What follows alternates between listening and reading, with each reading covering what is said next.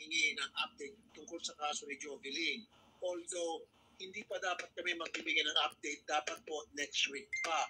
Pero, ito pong malaking pero, due to insistent public demand mula sa ating mga netizen, magbibigay po ako ng konting update. Ayan, para mapagbigyan lang po yung mga netizens natin.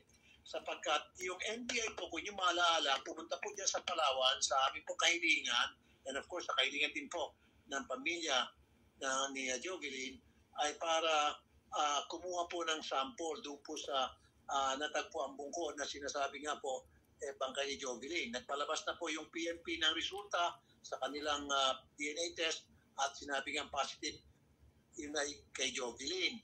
Now, yung NBI po last week nagkuha po ng sample at nagsagawa po ng investigasyon at ito na nga po, meron na pong resulta ang NBI. Although, ang sinasabi po ng NBI, yes, meron ng resulta, but kailangan pa nilang gumawa ng full report. Kasi po, ang NBI, very maselan po sila sa ginagawa po nilang pag-iimbestiga. Alam niyo naman po, ang NBI, through the years, ibang klase po pag nag-imbestiga ito, very in-depth yung ginagawa ng investigation at yung kanilang mga forensic expert, double check, triple check to ensure na yung ginagawa ng trabaho, especially sa pag-DNA testing, ay talagang tumpak. Tumpak na po. Kaya lang sa reporting, they have to come up a very good extensive reporting para ma-justify, masabi kung bakit, how did they came up with that kind of report at bakit kung ano may resulta na yun ay nagkaganon. Ito na po. Ang resulta po ng NBI, doon po sa ginawang pagtetesting nila, doon sa natagpuan bungo dyan sa puerto na sinasabi ay kay Jovelyn, na sinabi po ng PNP ay positive kay Jovelyn sa NBI, ang sabi po, partial po result ay unfortunately po, nakakalungkot, positive po kay Jovelyn. Hindi po sila pinagharap as per advice po ng NBI kasi baka po mamaya doon po magpang-abot pa sa office nila. Kaya ang ginawa po natin ay schedule po natin si Jobert kahapon and then si Jobert po ay ngayon. Magkahiwalay sila. Hindi sila nagsama at any given time during and before the polygraph examination, sir.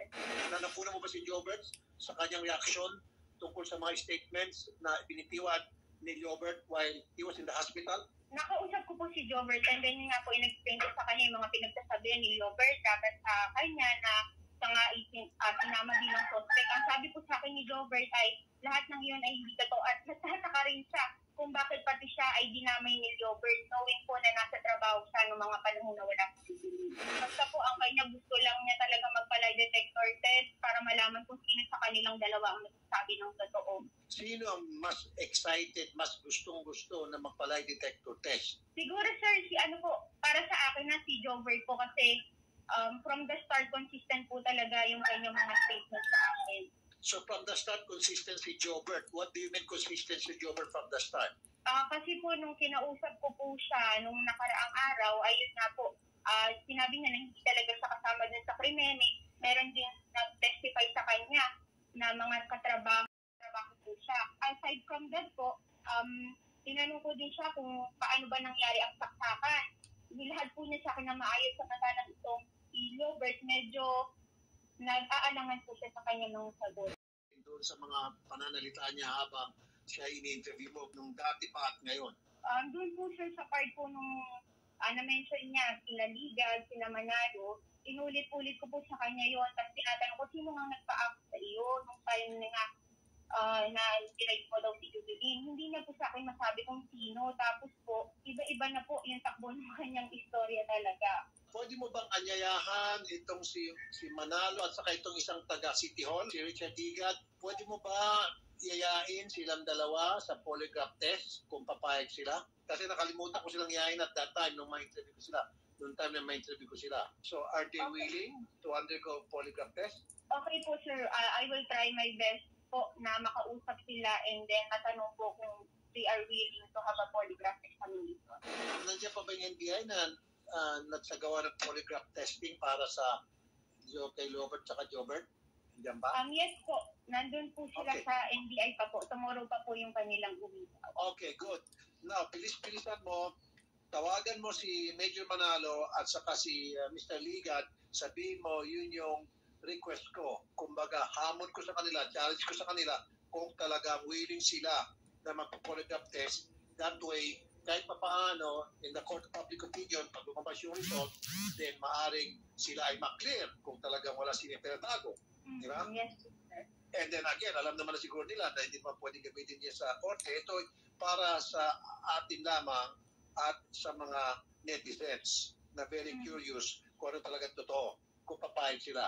Can you do that today? At gusto ko malaman before the end of the show kung pumayag sila para mabigyan natin ng update at ating mga netizen na hey, pumayag silang dalawa or hey, hindi sila pumayag dalawa. Okay? Pwede? Okay po, sir, noted po.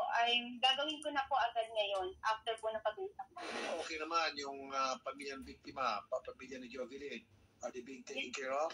Yes po, sir. Okay na okay po sila. And yun po, insecurity naman na din po ako binigay po sa family. Okay, yung seguridad nila. Okay naman, everything is in place. Yung sa seguridad nila. Okay. Yung ipinangako nating negosyo, hanap buhay, okay naman. Naayos mo na. Yes po, sir. Ngayon po, ongoing po yung construction po nung kanilang magiging pagkabuhayan and nailipat na rin po natin sila ng bahay. Very good. Okay. Sige, give me an update mamaya bago mag 4 o'clock. Mary, okay, for now,